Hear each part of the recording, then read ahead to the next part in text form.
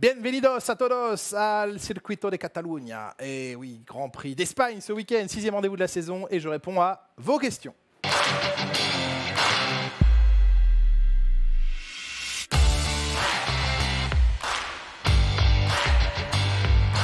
Clem, je ne sais pas si on peut parler de tournant. On a atteint le quart de cette saison 2022 qui finalement ne comportera que 22 Grands Prix. Donc premier quart de la saison effectué. Est-ce que c'est un tournant? En tout cas, les évolutions apportées ici, elles ont plusieurs buts. Chez Ferrari, le but est clairement de rattraper le léger retard sur Red Bull. Red Bull avait apporté des évolutions un peu plus tôt dans la saison à Imola. Ferrari le fait ce week-end à Barcelone. Le but est clairement de compenser ce petit léger manque de performance face à Red Bull. Autre élément extrêmement important, apporté par Mercedes cette fois. Et là, on n'est pas dans la recherche de performance pure, on est dans la possibilité ou non de solutionner les problèmes que Mercedes traîne depuis le début de l'année, à savoir ce rebond sur la piste. Ce week-end, des nouveaux éléments importants arrivent sur la Mercedes. Ils doivent permettre à Mercedes de vraiment comprendre ce qui se passe et donc de commencer à régler ce souci et surtout réussir à emmener l'écurie dans une voie pour lui permettre de commencer à préparer la voiture de 2023 parce que dès le mois de juin, dans quelques semaines, les ingénieurs Mercedes vont devoir plancher sur le projet 2023 et s'ils ne règlent pas les problèmes de la voiture 2022, il se peut qu'ils ratent aussi la voiture de 2023. Donc il y a urgence à trouver des solutions et ça commence ce week-end à Barcelone.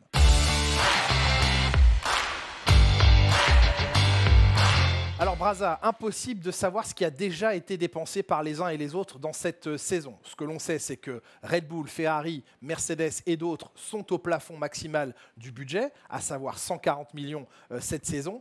Mais qu'est-ce qui a été dépensé? Impossible de le savoir. Il faut par contre avoir en tête qu'avant le début de la saison, les écuries déterminent le budget qu'elles vont allouer à leur développement. Donc Ferrari, Red Bull et les autres ont déjà déterminé ce qu'elles s'imposaient de dépenser au maximum dans le compartiment développement. Maintenant, à quel rythme ils vont utiliser cet argent, ça, personne ne le sait. On a vu que Red Bull avait apporté des évolutions plus tôt que Ferrari dans la saison. C'est au tour de Ferrari de le faire ce week-end. Donc, vous voyez que les dépenses et les évolutions, elles ne progressent pas à la même vitesse chez les uns et chez les autres. Donc, il y a ce paramètre à garder en tête. Et puis, il ne faut pas oublier les casses qui rentrent dans le budget. Et Ferrari a déjà cassé plusieurs voitures. Red Bull a eu des problèmes de fiabilité. Tout ça, c'est de l'argent dépensé pour réparer ou fiabiliser, et il faut aussi en tenir compte. Donc, pour l'instant, on ne sait pas qui fait la course en tête au niveau des dépenses, mais tout ce qui compte, c'est qu'à la fin de l'année, tout le monde soit équilibré et que personne n'ait dépassé le plafond maximal.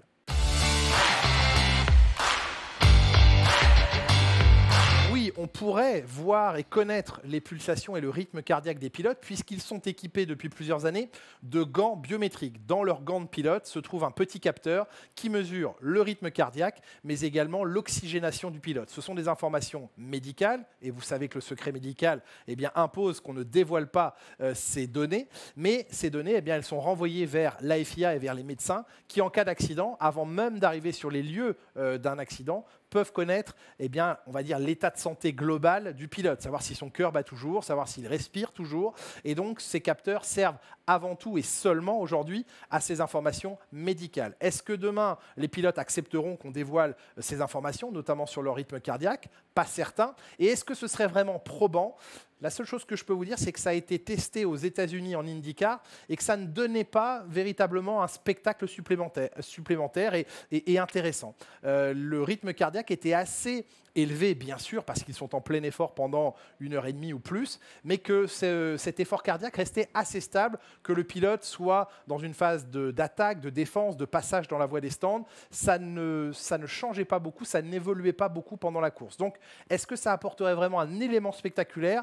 Pas certain, mais de toute façon, aujourd'hui, ce sont des informations confidentielles. Alors, il faut savoir que cette journée qu'a pu réaliser Ferrari il y a quelques jours, c'était à Monza, était une journée dite promotionnelle.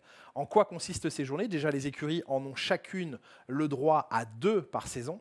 Et ces journées sont destinées normalement à faire du tournage promotionnel, à faire des films publicitaires pour leurs sponsors ou pour l'écurie.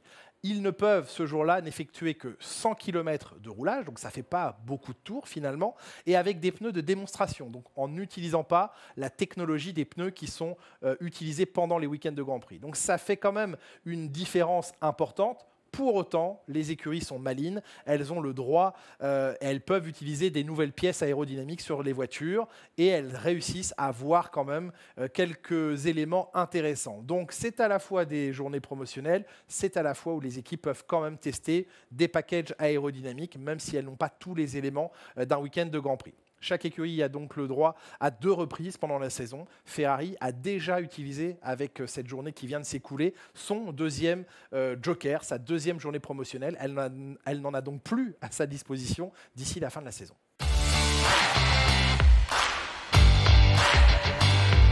Absolument, Antoine. Il y a une règle qui est très claire. Elle est dans le règlement technique de la Formule 1. C'est l'article 5.7. Vous pourrez aller le lire si vous voulez. Qui dit que la température de l'air dans le plénum. Le plénum, c'est la boîte à air. C'est l'endroit où est, entre guillemets, stocké l'air comprimé avant qu'il ne rentre dans les chambres de combustion des moteurs. À cet endroit, l'air ne doit pas être inférieur à 10 degrés au-dessus de la température ambiante à ce moment-là. Il y a un capteur dans cette boîte à air et clairement, si la température ambiante de la piste, de l'air sur le circuit est de 22 degrés dans l'air, la température de l'air dans cette boîte à air ne doit pas être moins de 32 degrés. Pourquoi ? Parce que plus on refroidit l'air, plus on peut en rentrer dans le moteur et dans cette zone. Et évidemment, un moteur marchera toujours mieux s'il est encore plus alimenté en air. Donc pour que les écuries ne trichent pas, ne jouent pas avec ces températures, on les empêche de refroidir l'air qui rentre dans leur moteur. Donc 10 degrés minimum au-dessus de la température ambiante, c'est la règle.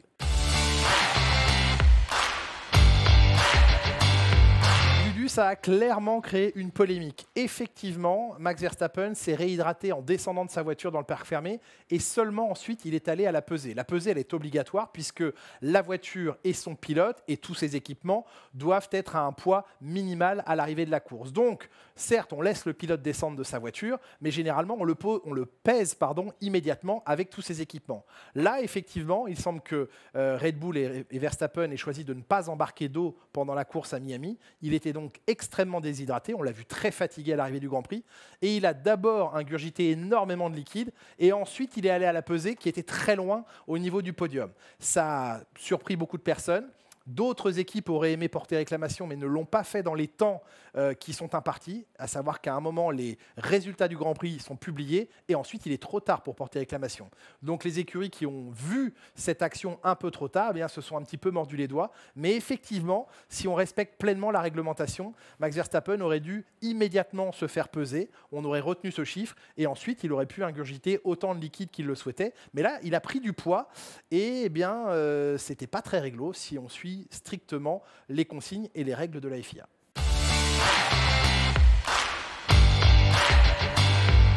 Eh bien oui, il n'y a rien qui interdit Mercedes, comme toute autre écurie de Formule 1, de se présenter sur un Grand Prix avec 2 versions différentes de sa voiture. Attention tout de même, il y a des exceptions. Les moteurs ne peuvent pas être différents l'un de l'autre dans les 2 voitures. Ça doit absolument respecter les mêmes spécifications, que ce soit dans les moteurs de l'équipe Mercedes ou chez ses clients. Donc les moteurs, eux, doivent être strictement identiques, mais les configurations aérodynamiques peuvent être différentes.